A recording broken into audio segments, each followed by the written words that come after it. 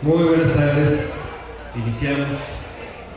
Primeramente me presento, soy Daniel Huerga García, soy académico del Departamento de Ciencias Sociales y Humanidades y queremos agradecerles que nos sigan acompañando en esta nuestra jornada de ética y ciudadanía en la cultura digital, la cual se ha organizado gracias al esfuerzo de diversas áreas. Y eso es bastante digno de comentarse y de reconocerse. Para este evento ha participado el Centro de Formación Humanista, el Departamento de Ciencias Sociales y Humanidades, el Centro de Cultura, el Departamento de Ciencias Económico-Administrativas, la Licenciatura en Inteligencia Artificial, la Licenciatura en Diseño Digital Interactivo y la Coordinación de Tecnologías Académicas. Pues imagínenos a todos y a todas nosotros organizando este evento, pero con todo gusto y verán que es de muy buen nivel. Agradecemos mucho el interés y disposición de cada área que ha puesto para traer el tema de la ciudadanía digital a la conversación académica en esta nuestra casa de estudios. Como es de todas y todos conocido, desde hace algunas décadas nuestra sociedad está inmersa en entornos digitales generadores de cultura.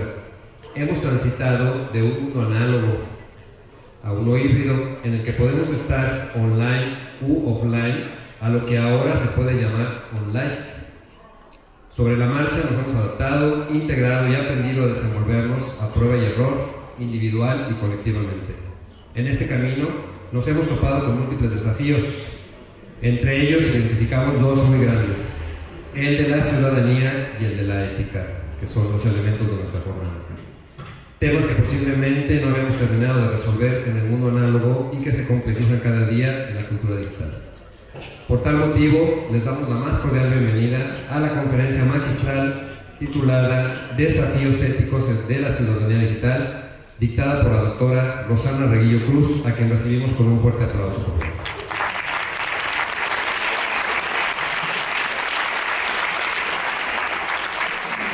Un gusto, Rosana, tenerte aquí en Ibero y un placer aquí acompañarte. Voy a platicarles un poquito de la semblanza profesional de nuestra invitada. De verdad, sintetizamos mucho el currículum porque es bastante extenso.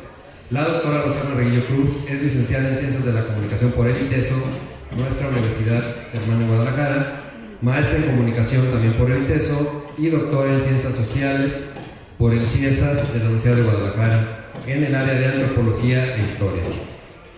Es profesora emérita del Departamento de Estudios Socioculturales del ITESO, investigadora nacional emérita del SNI y miembro de la Academia Mexicana de Ciencias desde el 2002. Las líneas de investigación que Rosana ha seguido son comunicación, identidades y culturas urbanas, culturas y movimientos juveniles, antropología de las emociones y violencias, nuevos movimientos sociales y también temas del mundo digital.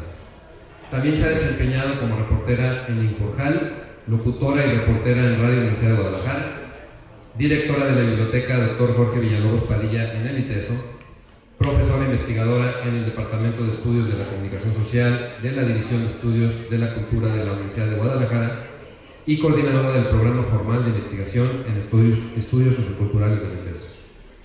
Dentro de su participación en medios de comunicación, les puedo platicar que destacan los siguientes: colaboradora semanal del diario Siglo XXI y del diario Público Milenio, también en la jornada semanal El Ángel, que es suplemento de Reforma, Revista Eni, que es del Clarín de Buenos Aires, el diario La Nación y Revista Anfibia, también de Buenos Aires, El País en España y el diario Horizontal en México. Ha sido docente de licenciatura, maestría y doctorado en diversas instituciones en México y en el extranjero. Les voy a platicar y mencionar algunos de los libros que Rosana tiene: En la calle otra vez, Las bandas juveniles, Identidad urbana y usos de la comunicación; La construcción simbólica de la ciudad, Sociedad, Desastre y Comunicación; Pensar las ciencias sociales hoy, Reflexiones desde la cultura, donde coordinó el libro junto con otro teórico de la comunicación, Raúl Fuentes Navarro; Ciudadano N, Crónicas de la Diversidad; El laberinto, El conjuro y la ventana, Itinerarios para mirar la ciudad, en colaboración con el mismo Carlos Monsiváis y Jesús Martín Barbero; Lotería Urbana, un juego para pensar la ciudad, que es una plataforma, un juego precisamente, ¿no?, que tiene su matiz teórico y su matiz reflexivo, no es propiamente un libro. Tiempos híbridos, coordinación con Carlos Feixa, también un importante teórico de la comunicación. Ciudades translocales, espacios, flujos y representación, los jóvenes en México. Paisajes insurrectos, jóvenes, redes y revueltas en el otoño civilizatorio, este es editado en Barcelona. Y más recientemente, Necromáquina, cuando morir no es suficiente, también editado en España. Bueno, sin más preámbulo, pasamos la voz a nuestra invitada para la conferencia Desafíos éticos en la cultura digital.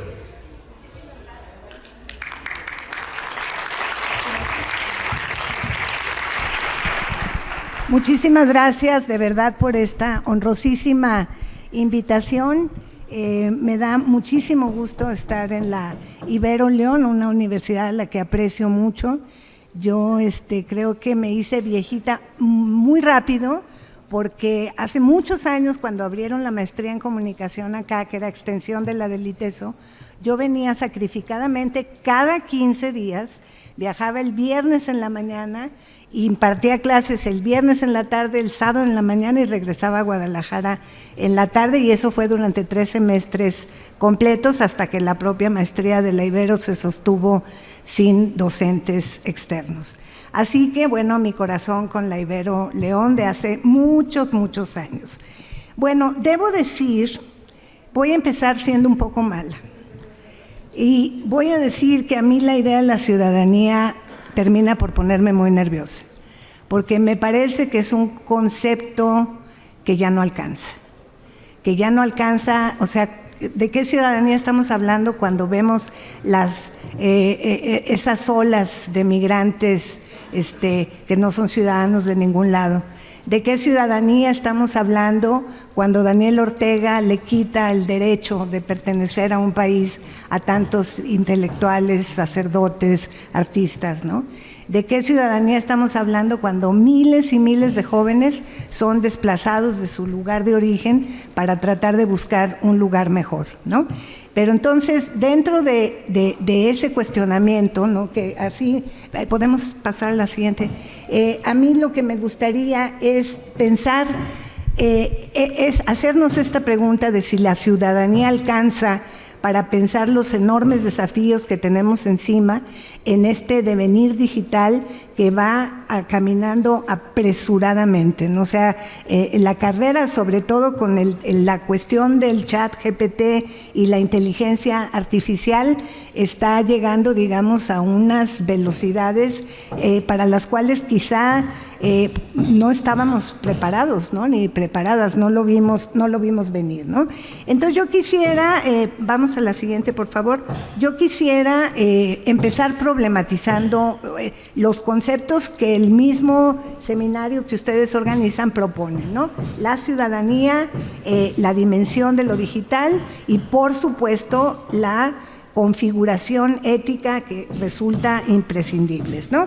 Entonces, yo quisiera hacer un pequeño recorrido de carácter teórico, prometo hacerlo rápido, será indoloro, es una cápsula teórica que necesitamos para pensar estas cuestiones, y voy a convocar en mi auxilio a Thomas Marshall, el gran teórico que nos ha ayudado a pensar la ciudadanía en forma analítica. Para Marshall, que escribió su libro seminal en 1950, Clase y Ciudadanía, existían o existen 3 formas de ciudadanía fundamentales, ¿no?, que es muy importante entender si queremos arribar a entender la ciudadanía digital. La primera es lo que él denomina la ciudadanía civil, que es aquella ciudadanía a la que accedemos por el hecho de haber nacido en un lugar, por el hecho de pertenecer territorialmente a México, a Estados Unidos, a Francia, ¿no? Es una ciudadanía que está articulada a la pertenencia territorial. Y es una ciudadanía simple, así empieza, ¿no?, en los tiempos largos de la historia, y no genera ningún tipo de derecho. Por lo tanto, luego vienen todas las reivindicaciones obreras, vienen todas las luchas, digamos, del llamado proletariado, y emerge la ciudadanía política, que es una ciudadanía política que sigue estando atada a la ciudadanía civil, es decir, a la pertenencia a un territorio, a un lugar, pero ya empieza a introducir la noción de derechos, ¿no? Entonces, una ciudadanía que se basa o que se fundamenta y se articula centralmente en los derechos: el derecho a la educación, el derecho al trabajo, el derecho al voto, el derecho a la salud. Y es una ciudadanía que va, digamos, creciendo a lo largo ya del siglo XIX, siglo XX. Pero luego, sí, avanza, ¿no? Viene estos momentos, digamos, del momento de entreguerras y de la posguerra, cuando las sociedades alcanzan, digamos, una esperanza de vida grande, y entonces emerge la que Marshall llama la ciudadanía social, que es quizá para mí la más importante, porque es una ciudadanía que se define y se articula justamente por los derechos sociales que la ciudadanía política no había alcanzado a tocar, ¿no? Me estoy refiriendo fundamentalmente a la inclusión de todos los actores sociales de una nación en la dimensión de los derechos, me estoy refiriendo al voto de la mujer, es decir, la preocupación central en torno a lo social. Y hasta ahí queda Marshall. Entonces queda cortísimo con respecto a todo lo que ha pasado, digamos, a partir de la última década, a partir de 1980, con el llamado quiebre estructural de nuestras naciones, pero también lo que ha venido pasando en el siglo XXI.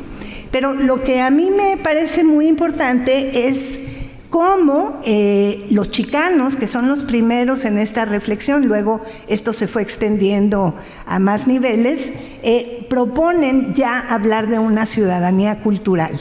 Y esto me parece un gran hit, me parece un gran avance en términos societales, porque la ciudadanía cultural lo que va a proponer es justamente el derecho a ser ciudadano a partir de tu diferencia, ¿no? Es decir, lo que los chicanos están exigiendo es tener una ciudadanía igualitaria y equilibrada, pero donde se reconozca su identidad. Entonces, una ciudadanía vinculada al tema identitario, que hoy vuelve a estar en un momento de tensión fuertísima. Veamos el caso de Palestina e Israel en este momento, veamos el caso de la migración musulmana en Francia y los problemas de la burka y del velo, etcétera, etcétera, donde los derechos culturales de las personas están volviéndose a poner, digamos, como en discusión, no en tela de juicio, en una discusión brutal y en un contexto de altísima polarización en línea y fuera de línea. Esto es un tema que nos debe de preocupar profundamente, ¿no? Entonces creo que es importante rastrear estos elementos y estos componentes de la ciudadanía para acercarnos justamente al devenir digital. A mí me gustaría que, si vamos a hablar de ciudadanía cultural, tratar de ponerle algunas, tratar de adjetivarla de alguna manera para poder entenderla mejor, ¿no? Entonces, la ciudadanía se define en muy simple por la cuestión de los derechos y las obligaciones, ¿no? Y por el compromiso en la participación social. Pero sabemos, en términos reales, que la ciudadanía, y sobre todo en el caso mexicano, muchas veces se reduce a voy y voto y luego me olvido que soy ciudadana los siguientes 6 años o los siguientes 3 años, ¿no? Entonces, a mí me parece que sería muy relevante colocarle al problema de la ciudadanía digital 2 conceptos que vienen, digamos, de la tradición y de los estudios de los movimientos sociales. Primero, los movimientos sociales, digamos, en la calle, ¿no?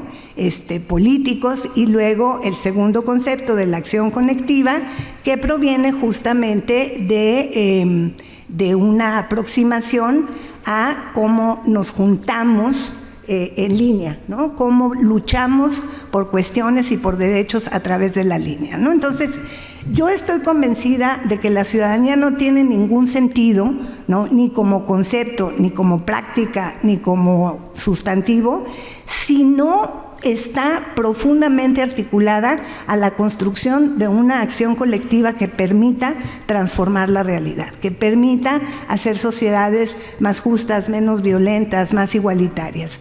Y estoy convencida de que la ciudadanía no tiene ningún sentido, y es más, es un estorbo terrible si no logramos pensar en términos de acción conectiva, ¿no? Es decir, y sobre todo en un contexto, yo detesto la palabra, pero la voy a tener que usar porque no he podido inventar una mejor, la plataformización del mundo, ¿no? Estos grandes gigantes como Google, ahora X, con el señor Musk, etcétera, etcétera, que han pretendido, digamos, generar una estrategia de uso de la dimensión digital, de Internet, etcétera, de una sola vía, y entonces la lucha de la acción conectiva ha sido justamente sacarle la vuelta a Zuckerberg, ¿no?, sacarle la vuelta al propio, al ex Twitter, etcétera, etcétera, y tratar de convertir estos espacios digitales en espacios de acción ciudadana. Esto me parece absolutamente relevante y creo que nos ayuda, digamos, como a desatorar el formalismo. Cuando yo dije voy a ser mala en mi crítica a la ciudadanía, es esa mi crítica, ¿no? Que caemos en ciertos formalismos cuando nos ponemos esa camisa de fuerza. Siguiente, por favor. Entonces, quizá a mí me gustaría, si conservamos la noción de ciudadanía, pensar en una ciudadanía 2.0 o quizá ya en una ciudadanía 3.0 o 4.0 conforme va aumentando la velocidad de la inteligencia artificial, ¿no?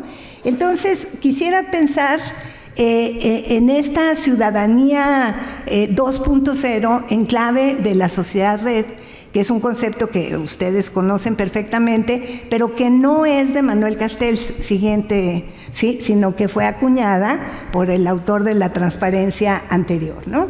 Entonces, estamos frente a una aceleración tecnológica que está poniendo a prueba nuestra lectura del mundo, que está influyendo en nuestras opiniones políticas. Por ejemplo, les cito el ejemplo, yo coordino un laboratorio en el ITESO que se llama Signalab, de análisis complejos y de análisis de redes, y es impresionante, tenemos varias herramientas diseñadas por el propio equipo y algunas de acceso libre, y trabajamos mucho con el algoritmo de YouTube, y créanme que es aterrador.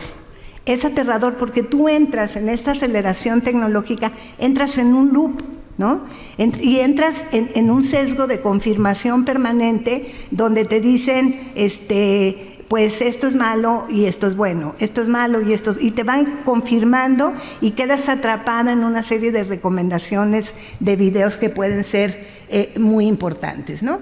Entonces, tomo la noción de Castells, ¿no?, de la aceleración tecnológica y de la sociedad red, porque me permite pensar justamente salir por un lado del iluminismo tecnológico, que acompaña muchos acercamientos a los movimientos sociales en red, ¿no? De es que Internet nos va a salvar y es que vamos a hacer la revolución por Internet, etcétera, etcétera. Entonces nos permite salir de ese iluminismo o de ese optimismo desmedido, pero también nos permite eludir el pesimismo paralizante de que todo es culpa del algoritmo, ¿no? El algoritmo peca, les digo yo a esos pesimistas que así piensan, ¿no? Como si el algoritmo fuera una persona y no un código, ¿no? Que hace cosas, porque hay muchas personas que entrenan el algoritmo, ¿no? O sea, nuestro enemigo no es el algoritmo, ¿no?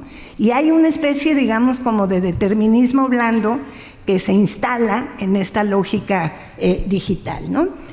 El grafo que tienen a su derecha en la transparencia es un grafo muy grande de muchos miles y miles de tweets cuando la primera caravana migrante entró a México y iba para Estados Unidos, y se armó una conversación digital que ya pintaba los grafos de dos colores.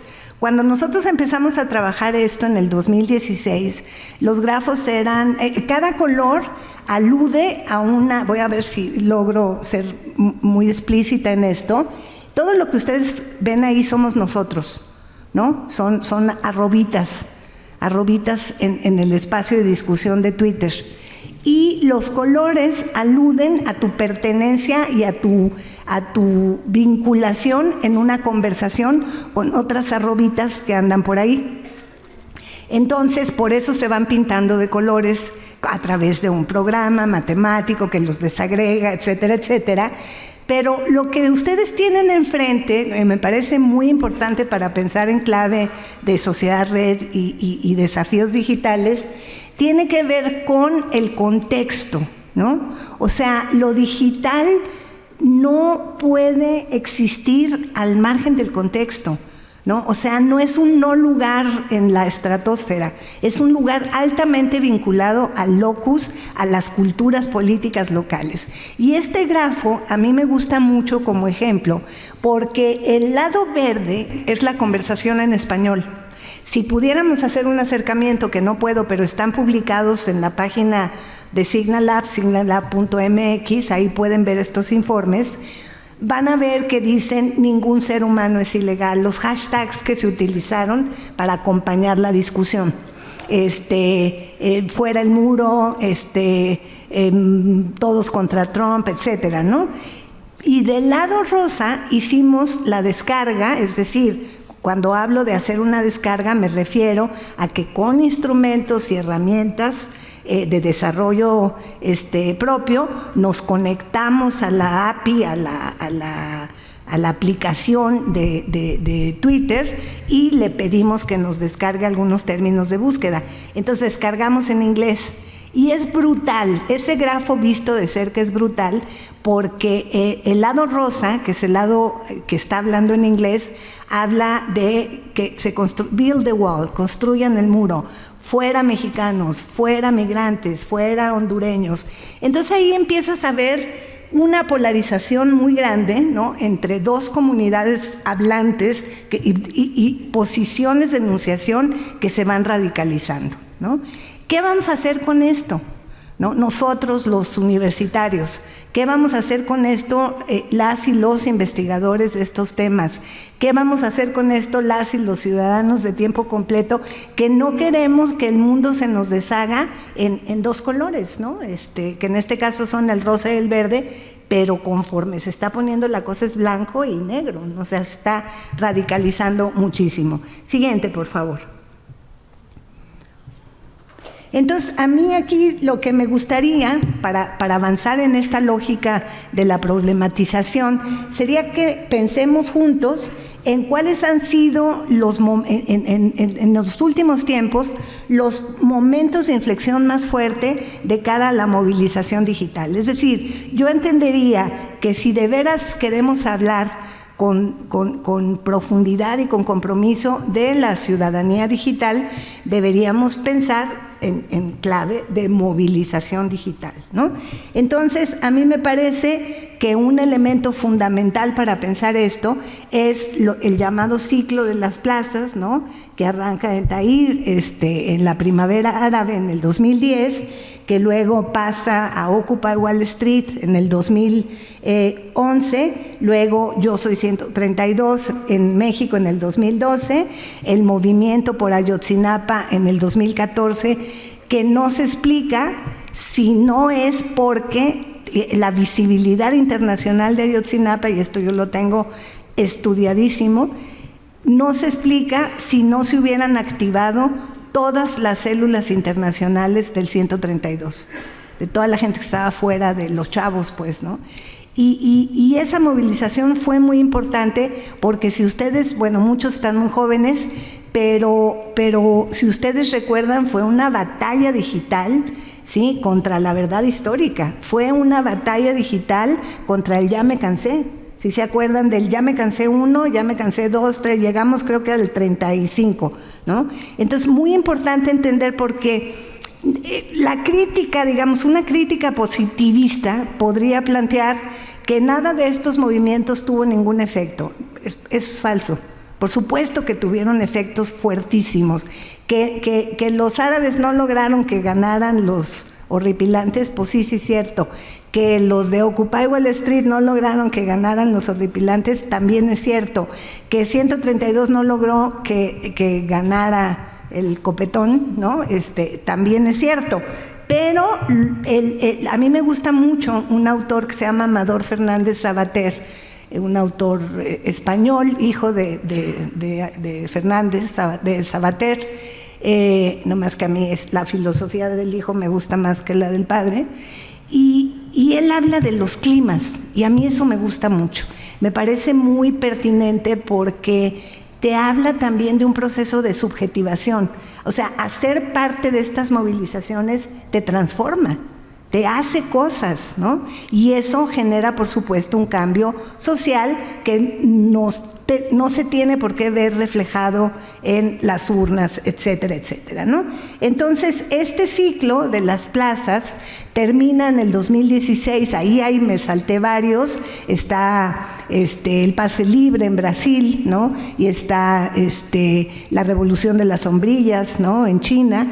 Pero lo irrelevante, digamos, es que fue un ciclo que dejó profundos aprendizajes y profundos desafíos éticos, ¿sí? ¿Por qué?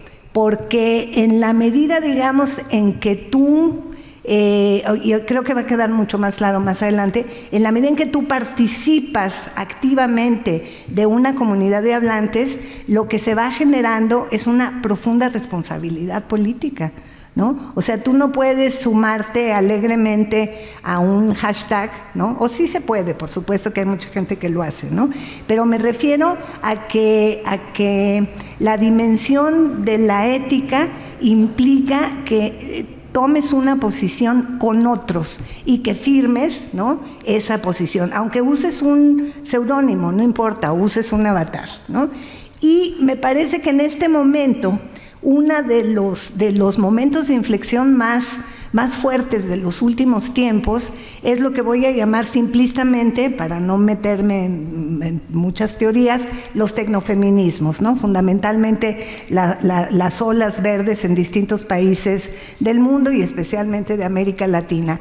Entonces creo que también las mujeres en la calle y en la red han reaprendido dimensiones claves de su acción política ciudadana en clave que voy a llamar tecnopolítica, que es justamente el uso crítico de las herramientas digitales para impulsar una movilización. Siguiente, por favor. Entonces, tampoco podemos pensar de manera muy potente o de manera muy productiva la dimensión, digamos, del devenir digital, del devenir ciudadano en la era digital, del devenir actor o actriz, o sujeto político en este contexto, si no entendemos que estamos frente a una nueva ecología comunicativa y sobre todo a nuevas formas de economías políticas que están trastocando todo lo que hasta ahorita conocemos, ¿no? Entonces estamos enfrentando, voy a referirme solamente a algunas, pero son todas las esferas que están, digamos, sufriendo o enfrentando transformaciones brutales, ¿no? Por un lado estamos enfrentando la mutación en lo que hemos entendido hasta hoy por información, ¿no? Estamos en las batallas, imagínense la velocidad, la velocidad con la que están emergiendo grupos de fast-checking, ¿no? Porque ya no podemos confiar en nada que vemos como información. Entonces tienes grupos de fast-checking, ¿no? Los que verifican la información en Colombia, en México, en Estados Unidos. Las propias plataformas tienen sus verificadores. El otro día, nota de pie de página, y ahorita regreso al texto principal, leí un artículo brutal publicado, me parece que en El País, no estoy segura, era un diario español, de varias entrevistas que les hacen a los verificadores de contenido en Facebook.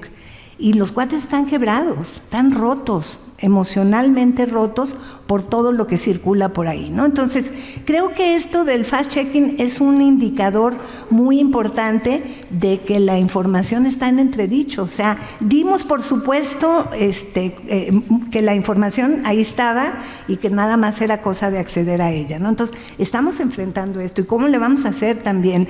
¿Qué herramientas necesitan hoy, por ejemplo, los estudiantes en formación? ¿No? ¿O qué les ofrecemos desde las carreras de periodismo, de comunicación, etcétera, para que salgan con la habilidad para enfrentarse a esta monstruosidad, ¿no?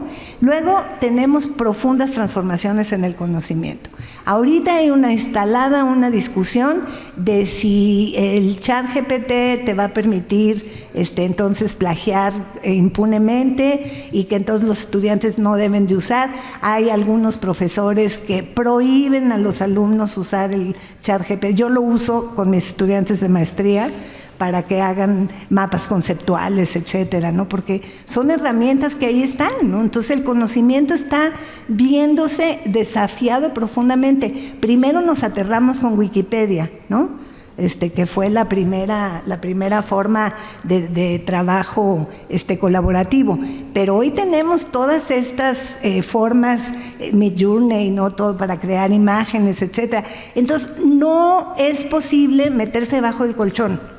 A eso voy, no podemos hacer eso. O sea, hay que entrarle a esa discusión, porque también cómo vamos a generar estrategias para hacer que las nuevas y nuevos usuarios de estas herramientas abracen la ética de una manera profundamente convencida, ¿no? De que yo voy a usar ChatGPT para hacer mi ensayo, pero le voy a dar crédito y voy a poner todos los prompts, ¿no? Todas las peticiones que hice para que vean que también aquí hay un cerebro trabajando, ¿no? Entonces, digamos, son ejemplos, si ustedes quieren, muy, muy rápidos, pero que me parece que nos obligan a pensar de manera muy, muy cuidadosa todos estos desafíos, ¿no? Luego viene uno de las mutaciones más brutales que hemos experimentado en los últimos tiempos, es el de la circulación. La velocidad con la que circulan los conocimientos, la información y las imágenes es inconcebible. O sea, nunca pensamos que podíamos llegar a estos niveles, ¿no? de circulación. Estamos prácticamente viendo la realidad en tiempo real, valga la redundancia, ahí, ¿no? Lo que está sucediendo. Y esto tiene profundas implicaciones porque no puedes también negar eso que está pasando ahí, ¿no? Pero, digamos, todas estas configuraciones que se han visto alteradas, digamos, por la aceleración digital, enfrentan un problema que no se resuelve y que voy a llamar sencillamente, digamos, simplemente los desniveles, ¿no? Que ha provocado la globalización, los desniveles que provoca el modelo neoliberal, utilizando la noción de neoliberal en su contexto correcto, ¿no? No en el uso populista de la noción. Entonces me parece que es muy importante entender que por un lado, fíjense, la tensión tan fuerte, por un lado todo esto avanza, ¿no? Y entonces se pueden hacer muchas cosas, y la medicina y la ciencia tecnológica y los estudios. Y por el otro lado, el modelo económico sigue atrincherado, y de desarrollo sigue atrincherado en una visión del siglo XIX, del siglo XX, ¿no? Entonces, hay un problema muy fuerte. Los gobiernos del mundo no están invirtiendo la suficiente cantidad de recursos en la investigación sobre estos impactos que va a haber, ¿no? Entonces, esto para mí es relevante. Siguiente, por favor. Bueno, entonces yo me declaro profundamente laturiana, declaro que uno de mis autores fundamentales, ¿no? El laboratorio Signalab está articulado al trabajo de Bruno Latour, que no tienen por qué saberlo todos, ¿no? Pero es el autor de la teoría del actor red, en la que no me voy a meter en este momento, ¿no? Yo aquí lo que creo es que estando frente a este contexto, ¿no? de lo social, digital, debemos entender fundamentalmente los principios de conexiones. Para mí eso es lo más relevante a lo que podemos apostar. ¿De qué manera nos estamos conectando, ¿no? ¿Qué está pasando? Por ejemplo, voy a poner un caso dramático que es el de las madres buscadoras, ¿no? Que han aprendido muchísimo, no solamente sobre el terreno, no solamente a leer la tierra para ver señales, sino que han aprendido a utilizar lo que Darwin Franco, un periodista de la ciudad de Guadalajara, llama las tecnologías de la esperanza, que son tecnologías que estos grupos de madres utilizan para encontrar a sus tesoros, ¿no? Que van desde entrar a los CEMEFOS con un cuaderno y documentar el estado de un cuerpo y poner tatuaje de mariposa en la pierna izquierda, tatuaje de Cristo en la espalda, en el omóplato derecho, y con todos esos tenis rotos, pantalón de mezclilla, marca no sé qué, y con esos datos van a su página de Facebook y lo ponen. Y así muchas mamás han encontrado a sus hijos rotos, pues, ¿no? Entonces, y otros grupos ya aprendieron a volar drones, etcétera. Entonces, me parece que preguntarnos por este principio de conexiones, como quiere Latour, resulta fundamental, ¿no?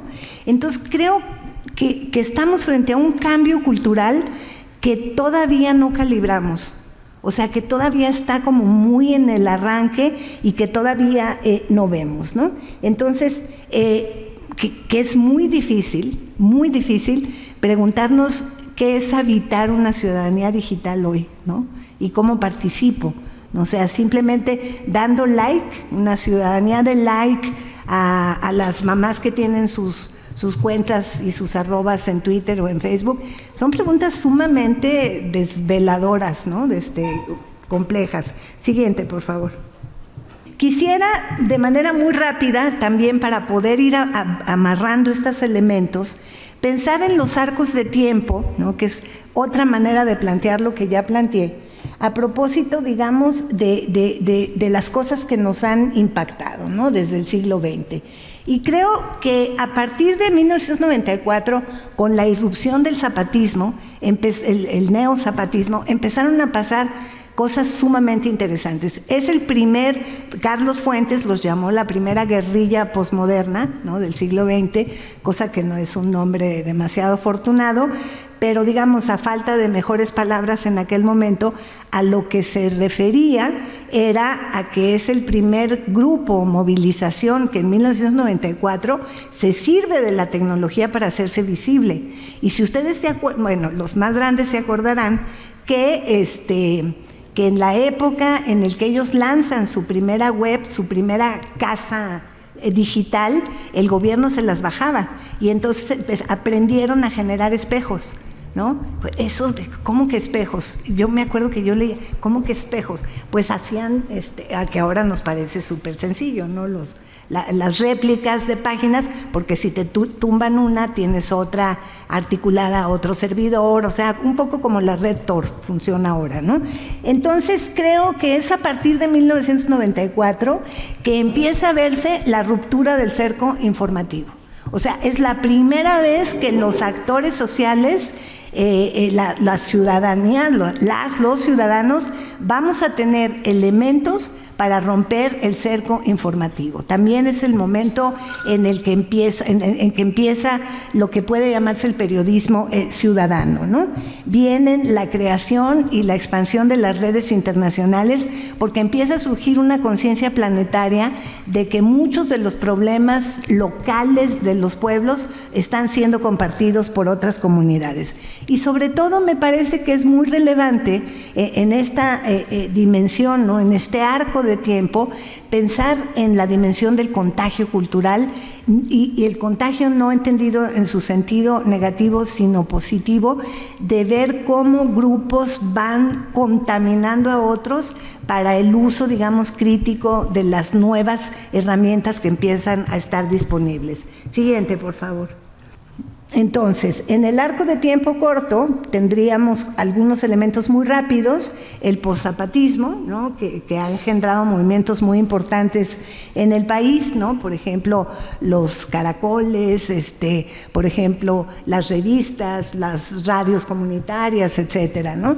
El altermundismo, que fue importantísima, ¿no? que fueron las primeras convocatorias utilizando Internet, ¿no? Porque antes, pues, ¿cómo nos convocábamos, ¿no? a salir a la calle? Son preguntas sumamente interesantes. Indymedia, ¿no? Que fue el primer portal independiente de noticias que marcó toda una era. Y finalmente Wikipedia, ¿no? que es, ya lo había yo dicho, una de las primeras expresiones colaborativas y un trabajo peer-to-peer, ¿no? Que fue sumamente relevante. Siguiente, esto es muy rápido, es nada más como para poner el contexto, ¿no? Entonces, en el sentido, digamos, ¿cómo podemos pensar esta ciudadanía, pero en lógica de sistema complejo? Voy a acudir a la pandemia y a todo lo que pasó a partir de la pandemia, ¿no? Y me parece muy relevante, ¿no? Que había un autor, ¿no? Que empezó a ver estas cosas y decían, oigan, aquí está pasando algo muy fuerte y como que no está siendo del todo claro, ¿no? Entonces, no me voy a detener demasiado, pero quisiera enfatizar muchísimo en la última parte de la transparencia, que tiene que ver con la ecología institucional y que nos vuelve a poner en este momento en una situación sumamente compleja, y es los intentos de los gobiernos, especialmente el mexicano, por una obsesiva regulación de todas estas dimensiones que pueden terminar por eliminar, digamos, la libertad de expresión. Aquí yo sí creo que en buena medida las plataformas deben ser controladas, pero yo creo en el autocontrol, ¿no? Me parece muy riesgosa esta cuestión del control institucional del entorno digital. Pensemos lo que ha pasado, por ejemplo, en Turquía, o lo que pasó en China cuando la revolución de las sombrillas, o lo que pasa hoy día en Nicaragua, cuando el gobierno tiene o se abroga la facultad de establecer y de apagar Internet, ¿no? Porque les resulta sumamente peligroso. Esto me parece que puede ser sumamente relevante. Adelante, por favor. Entonces, estaríamos realmente, con todos estos elementos que hemos planteado hasta ahorita, estaríamos realmente frente a nuevos sujetos políticos, es decir, las y los estudiantes que están en este recinto con sus poderosísimos teléfonos, porque esta es una herramienta muy poderosa, digo, sí nos distrae muchas veces, ¿no? Nos volvemos, de pronto andamos por el mundo en modo avión porque estamos metidos aquí, pero me parece que son herramientas sumamente pertinentes, y creo que en ese sentido yo sí estaría pensando en que estas prótesis han, digamos, generado o han propiciado la emergencia de un nuevo sujeto político que podemos ver en cambios muy particulares, ¿no? Por ejemplo, el cambio de lo que Castells llama la autocomunicación de masas, que no es otra cosa más que el cambio del one to many, es decir, el reportero, el locutor en su estudio hablándole a todo mundo y todo mundo de nosotros callados, al one to one, ¿no? O sea, tú uno a uno, a través de la cual utilizamos, por ejemplo, este recurso, ¿no? O many to many. Y algo que a mí me parece sumamente relevante y que estamos viendo cómo crece para bien y para mal es el broadcast yourself, es decir, autoemítete, ¿no? Que lo vemos crecer mucho en YouTube, con algunos problemas que a mí me preocupan un poco, pero lo vemos ahora, por ejemplo, en TikTok, y no necesariamente en usos banales, sino en usos que tienen que ver con cómo adquirir una voz propia para representarte en el espacio público digital, ¿no? Adelante. Entonces, quisiera tocar algunos ejemplos muy rápidos de lo que quiero pensar como política 2.0 en lógica de participación y conexión, como repito, en clave para pensar en forma densa la ciudadanía. Esta nube de palabras obedece a algo que pasó durante la pandemia en Jalisco, en un pueblo de Jalisco, cuando un muchacho no traía puesto cubrebocas. Y la policía lo atacó, lo atajó y terminó matándolo, Giovanni. Y esta fue una batalla ciudadana contra el exceso y el abuso de autoridad que convocó miles y miles y miles de expresiones en red y en la calle, ¿no? Que obligaron al gobierno, lo llevaron al gobierno a ejercer una represión muy grande y todavía eso no se resuelve, ¿no? Pero me parece importante, digamos, en un análisis semántico, ver cómo las palabras que utilizamos en red sí importan, sí generan, sí acumulan, sí logran conexiones, ¿no? Entonces, creo que esto es un ejemplo, digamos, de lo que para mí sería la ciudadanía digital en términos críticos, ¿no? De cómo te metes en estas cuestiones. Siguiente, por favor. Entonces, ¿se acuerdan de Alicia en el País de las Maravillas y del conejo? ¿No? Que el conejo se paseaba por distintos túneles. Esos son las redes, ¿no? Los túneles del conejo de Alicia en el País de las Maravillas son sistemas de paso que nos llevan a otros sistemas de paso, a otros sistemas de paso. Ya me vi muy Humberto Eco aquí, pero así es, ¿no? Entonces, creo que es muy importante. Este grafo también es muy conmovedor para mí. Cuando empezó la pandemia, decidimos en el laboratorio darle un seguimiento muy fuerte, muy cercano a lo que se estaba discutiendo en redes. Entonces, muy al principio de la pandemia, hubo un hashtag que fue muy utilizado en México, en Argentina, en Colombia y en Argentina, Colombia y Chile. Y este hashtag era cuando esto se acabe, que es la bolita, el círculo rosa que es el más grande, ¿no? Que convocó mayor participación. Y era tan conmovedor ver cómo la gente ponía: cuando esto se acabe voy a ir a ver a mi abuela al campo porque no la he visto desde hace 5 años. Cuando esto se acabe voy a terminar mi tesis. Cuando esto se acabe voy a ir de día de campo. Cuando esto se acabe voy a ir de vacaciones porque ya estoy muy cansado, etcétera. Pero era, digamos, como una expresión colectiva de esperanza cuando creímos que se iba a acabar en 2 semanas esto, ¿no? Y fue muy loco el cambio siguiente que se operó después de esto. A este optimismo empezaron a aparecer palabras, y la primera palabra que apareció fue insomnio. El insomnio, y todo el mundo hablaba del insomnio. Y la segunda palabra que apareció, ya cuando vimos que esto iba en serio, ¿no? Y ya las imágenes eran brutales, ¿no? De la gente vestida de blanco con escafandras sacando cuerpos, fue pesadilla.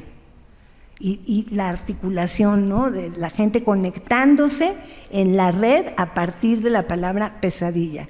La siguiente palabra que apareció fue tristeza, que es muy fuerte, ¿no? O sea, muy fuerte, mucha tristeza. La siguiente palabra que apareció en la discusión fue miedo, ¿no? Y ahí, digamos, hubo un giro en la conversación muy fuerte, y ya no fue posible, digamos, como ir aislando todas estas emociones, ¿no?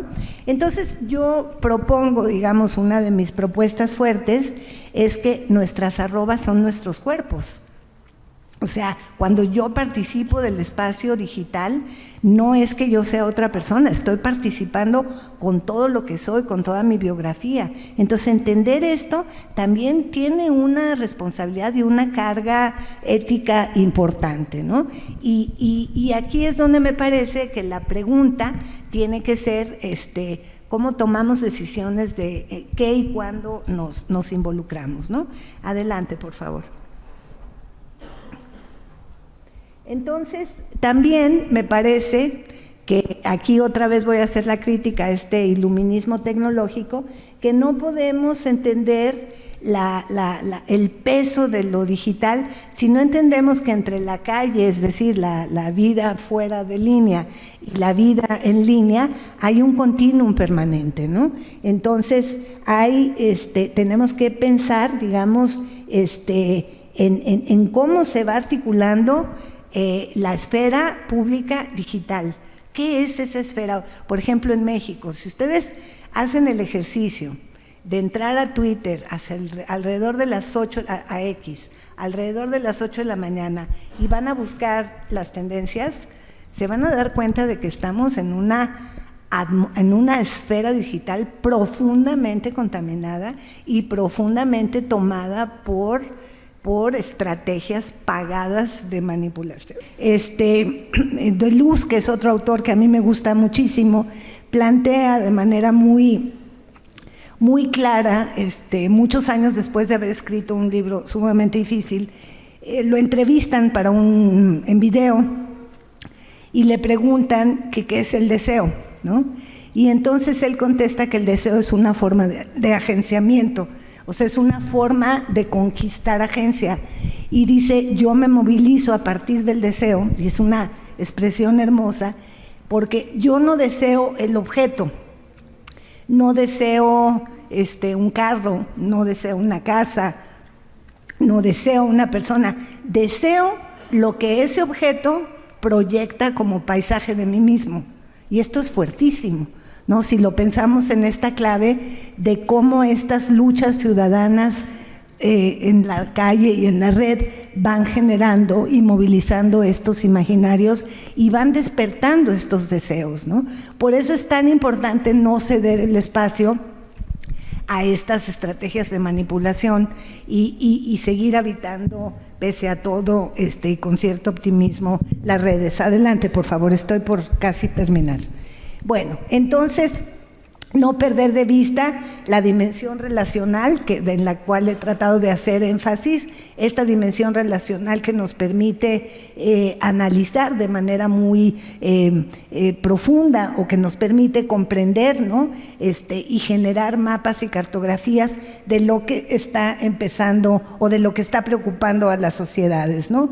Tenemos 3 elementos aquí, 2 de carácter muy fuerte y uno interesante. El primero alude, digamos, a un tema que en este país no se resuelve, que es la violencia contra periodistas, ¿no? Que todos los días genera discusiones, que todos los días genera insultos y que no se resuelve. En el otro lado, que es un grafo que alude a Samir Flores, el luchador, ¿no? por la termoeléctrica que fue ejecutado, tenemos cientos de defensores de territorio que están siendo violentados, y esa discusión se está dando en la red. Y la última imagen, ¿no? Alude a qué es lo que se está escuchando en México en Spotify, ¿no? O sea, no me voy a meter a fondo en ninguna de las 3, pero lo que les quiero decir es que son estas cosas las que están importando, ¿no? En las discusiones que estamos teniendo en Internet. Hay otras más, por supuesto. Adelante, por favor. Y este es otro ejemplo muy fuerte que me parece clave de la acción conectiva en clave de ciudadanía digital. Esta persona que está al centro es conocida como la Reinota, porque es una reina grandecita, ¿no? Entonces, en una movilización del 8M en la Ciudad de México, cuando ya el Zócalo estaba completamente bloqueado, ¿no? Y bardeado con estas vallas negras espantosas, la policía empezó desde estas vallas a echar gases lacrimógenos a las chavas, y en una de esas, la Reinota agarra una de las bombas y se las regresa a la policía, y se convirtió en la heroína de la jornada, ¿no? De tal manera que se articuló alrededor de la Reinota toda una movilización y toda una discusión sobre estos tecnofeminismos, ¿no? Y al mismo tiempo también la insultaron y la bullearon y hubo gente, digamos, pagada, ¿no? Para tratar de desacreditarla. Pero me parece en ese sentido, ¿no?, que es muy interesante cómo estas cosas que vemos a través o que vemos en Internet van configurando y reconfigurando los marcos de nuestras miradas y los marcos de nuestra intelección del mundo, ¿no? Entonces, esto creo que también es absolutamente relevante. Siguiente, por favor. Entonces, ¿cómo asumimos, ¿no?, nuestra responsabilidad ética en tanto nodos en un mundo crecientemente interconectado? Yo creo que para mí esa es la pregunta de fondo, ¿no? ¿Quién quiero ser en el espacio digital? No si me quiero convertir en una peso pluma, ¿no?, de la academia, sino qué soy en el espacio digital, qué soy en clave de nodo que articula, ¿no? Entonces creo que para mí ese es pues el gran desafío, ¿no? O sea, ¿cómo tomar muy en serio, por ejemplo, las discusiones en el aula? ¿Qué hacemos con nuestros dispositivos, ¿no? ¿Cuál es, como dice Javier Toret, cuál es nuestra dieta cognitiva digital, ¿no? O sea, son preguntas que ahí están y que no tenemos las respuestas correctas, ni las incorrectas incluso, pero que a mí me preocupan, ¿no? Porque creo que por ahí va la posibilidad de desatorar esto. Siguiente. Y entonces, para mí hay 3 pistas sobre cómo cambia lo que cambia, digamos, de cara a una sociedad más justa, ¿no? Y cuáles son estos desafíos éticos que estamos enfrentando. Siguiente, por favor. La primera es que hay que asumir que estamos frente a la explosión, la erosión y el desmantelamiento de todo lo que han sido los principios rectores de la organización social, ¿no? Está el acceso a la educación, el acceso al trabajo, el acceso a la salud, todo eso está profundamente explotó, ¿no? Entonces esto nos obliga a no hacernos tontos, es decir, a no meternos debajo del colchón a pensar que podemos seguir pensando en esta lógica de un progreso lineal, ¿no?, de conjunto. Y entonces el hecho del cierre de espacios educativos, la pérdida de becas, la pérdida de ayudas gubernamentales para estudiantes, para el extranjero, tienen implicaciones muy fuertes. El 70% de los jóvenes en México no tienen contrato laboral en su primer trabajo, si tienen trabajo, ¿no? El número de jóvenes que no trabajan y no estudian ha ido incrementándose en el país en vez de disminuir. Entonces estamos frente a un problema muy serio donde esta dimensión digital tiene mucho que aportar y mucho que decir. Siguiente, por favor. Luego estamos, digamos, en una crisis sistémica pavorosa.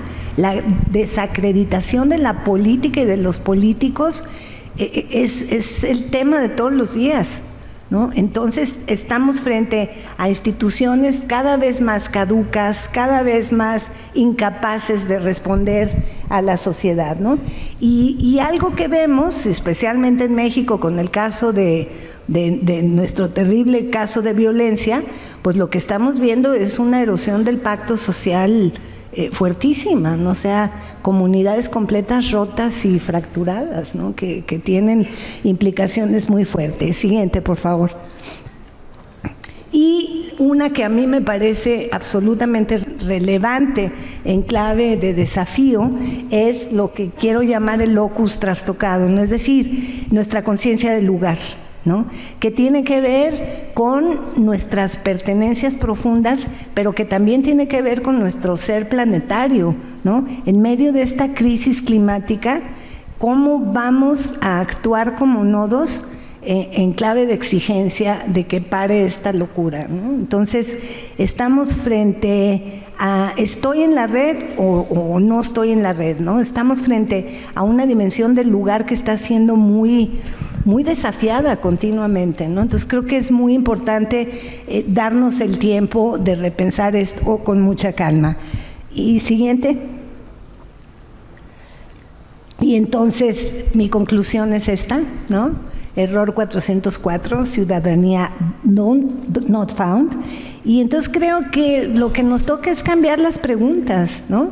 Hay una muy buena frase que dice: justo cuando conocí las preguntas, cuando conocí las respuestas, me cambiaron las preguntas, ¿no? Entonces creo que nuestro problema es que seguimos preguntándonos las mismas cosas y que de lo que se trata es de esta imaginación política y de replantearnos muchas de estas cuestiones. Y finalmente, asumir las reconfiguraciones culturales, ¿no?, que estamos experimentando. Y yo quisiera cerrar, digamos, con un tono optimista, pero un optimismo preocupado. Optimista porque veo grandes reapropiaciones tecnológicas en muchos de los grupos que hoy, en el caso mexicano, están trabajando fuertemente por la defensa del territorio, por los grupos, por los pueblos originarios. O sea, sí veo una efervescencia grande ahí, pero mi optimismo preocupado tiene que ver con que al mismo tiempo veo el crecimiento de las estrategias no orgánicas de control y manipulación de las plataformas digitales, y por eso es tan urgente empezar a controlar nuestro dedo de reply, o sea, pensar qué es lo que estamos contribuyendo a difundir, ¿no? Creo que ese es un tema sumamente fuerte. Y la otra es invitarlos, y con esto cerraría, invitarlos a habitar esta esfera digital y habitarla en serio, ¿no? Tomarse en serio la posibilidad de una acción política desde este lugar. Muchas gracias.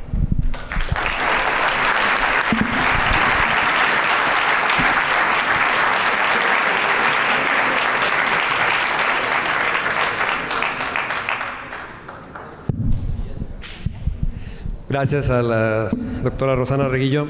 Y pues ahí están los retos, los desafíos, primero como individuos, ciudadanos, ciudadanas, y también como institución educativa, ¿no? ¿Qué ofrecerles a los alumnos, alumnas? ¿Dónde poner la mirada? ¿Qué investigar? ¿Cómo reconfigurarnos para que estos conceptos de ciudadanía, de ética misma, todo lo que implica el área digital, estos conceptos no nos rebasen y realmente pues podamos ser un agente de cambio transformador, ¿no?, que es la intención, el objetivo principal de universidades como la Ibero y el ITESO. Pasamos a un diálogo de todos los asistentes.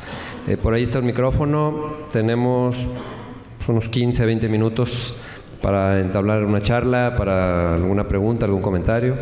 Adelante, Orlando.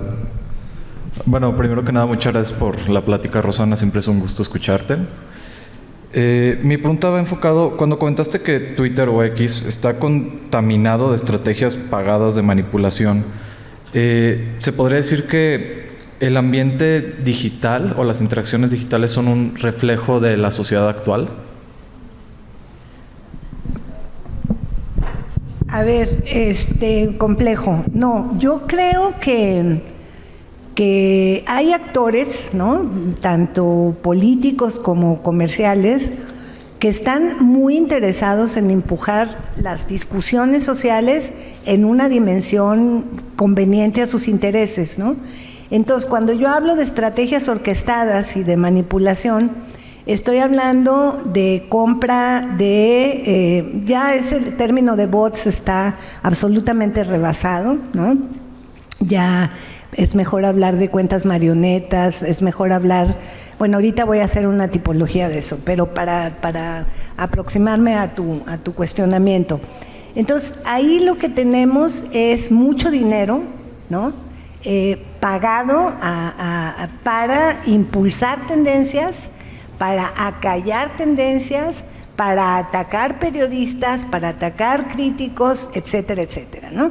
Pero por el otro lado también tienes estrategias pagadas comerciales que son inorgánicas, o sea, que no son la gente participando para impulsar una nueva marca, ¿no? Entonces, ese es el mercado, Orlando, ese es el mercado, el que está trabajando ahí, y el Estado, ¿no? O sea, el gobierno, no el Estado. Y entonces, por supuesto, el problema es que cuando tú ves pasando eso, hay gente que no resiste la tentación de meterse en el show, ¿no? Por ejemplo, nosotros tenemos una clasificación de cómo opera la narrativa de la mañanera, ¿no? Del presidente López Obrador. En la mañana, o sea, él pone los temas, ¿no? A las 8 o 9 de la mañana aparecen las cuentas que son falsas, ¿no? Que son ficticias, pero que tienen muchos seguidores, que nosotros llamamos maestros de ceremonia. Tomamos este concepto del rap, ¿no? The Master of Ceremony, que es el que pone el flow, ¿no? El que capta cómo está la temperatura y pone el mensaje, pone la narrativa. Y esa narrativa es replicada por lo que nosotros llamamos coro, en vez de bots, ¿no? Que son cuentas automatizadas, cuadros de código o cuentas marionetas. Un chavo puede operar hasta 50 cuentas con un celular y eso se reproduce y se replica. Por ejemplo, el grafo, la nube de palabras de prensa prostituida, si se acuerdan, ¿no? Entonces, el presidente dice en la mañana, prensa corrupta, prostituida, fifí, ¿no? Y entonces salen los maestros y ponen esa narrativa y luego viene el coro y lo refleja y luego vienen los personajes más oscuros de estas estrategias que son los troles. El troll no sigue un guión predeterminado, el troll entra a hacer daño y a destruir, ¿no?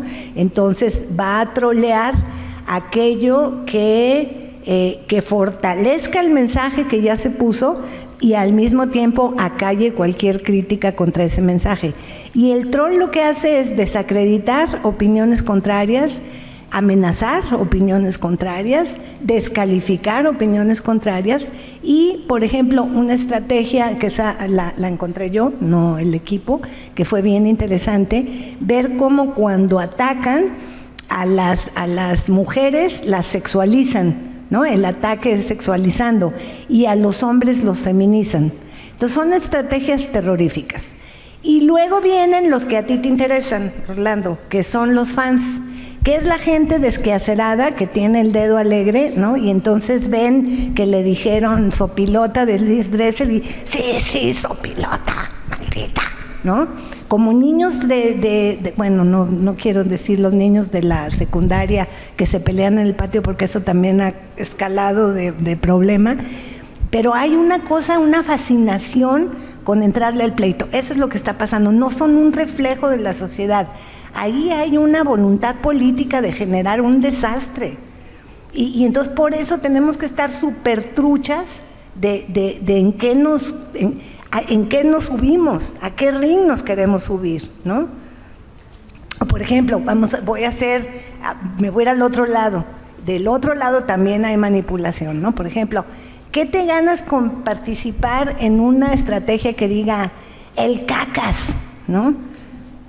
O sea, no aporta, no genera, no acumula, no nos permite realmente llegar a la crítica de lo que hay que criticar, ¿no? Entonces, eso me preocupa, pero no sé si te contesté. Hola, Rosana.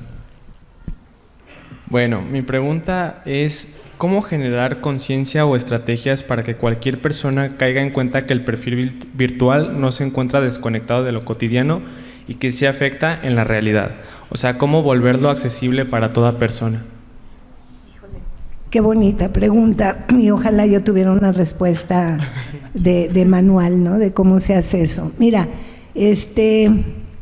yo creo que es un trabajo de picar piedra y es un trabajo individual que no le corresponde solamente a la escuela, ¿no? O a la universidad en este caso.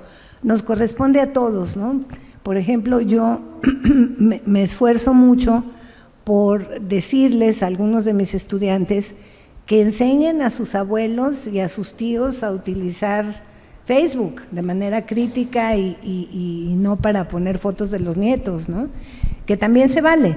Entonces, como que creo que el papel de los más jóvenes tiene que ver con cómo acercarle a los adultos no digitalizados o precariamente digitalizados, cómo acercarles usos creativos y políticos de estas herramientas, ¿no? Y yo creo que todo empieza por el uno mismo. Si tú tienes una arroba en X o tienes una arroba en Instagram y tu Instagram desprende buena ondez, ¿sí? Te va a empezar a seguir gente buena onda. Si eres culerísimo, ¿sí? Vas a atraer del otro lado eso, ¿no?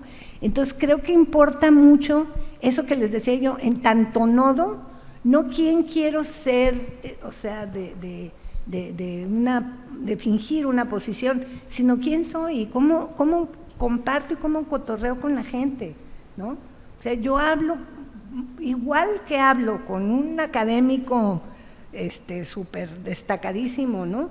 Que con un chavo.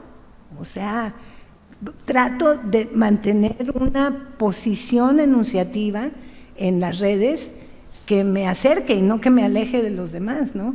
Y trato de que se vea cuál es mi posición política, ¿no? No me meto a las cosas estas de estrategias de insultos y eso, pero cuando hay que denunciar algo lo hago sin ningún temor, ¿no? Entonces, no hay una receta, pero hay que empezar hoy y ya, ¿no? A hacer ese tipo de cosas.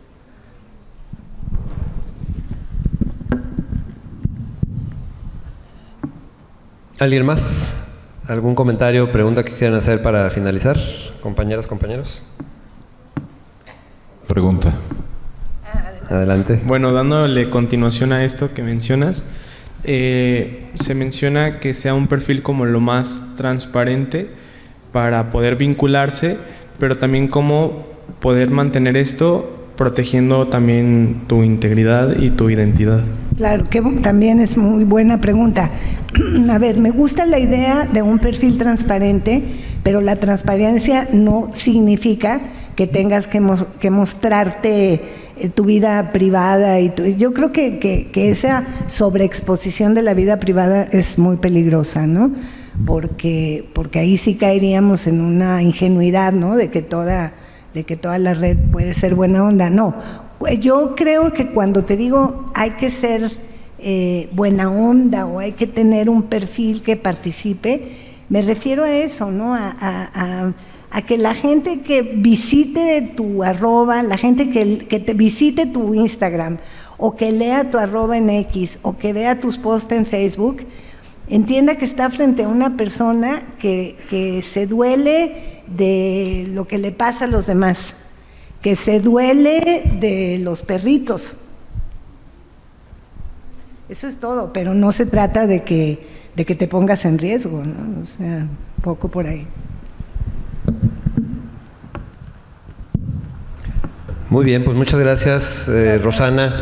De veras apreciamos que nos hayas acompañado, que nos platiques toda tu experiencia, todos tus consejos y todos los retos que nos dejas como universidad y a todos y a todas como ciudadanos y ciudadanas. Antes de entregarles su reconocimiento, como pueden ver en pantalla, está ahí el formato para evaluar el evento, si son tan amables. Y bueno, pues a nombre de todas las áreas que comenté al inicio, te queremos agradecer y reiterarte que esta es tu casa. Muchísimas gracias, qué amables. Un aplauso, por favor. Muchísimas gracias.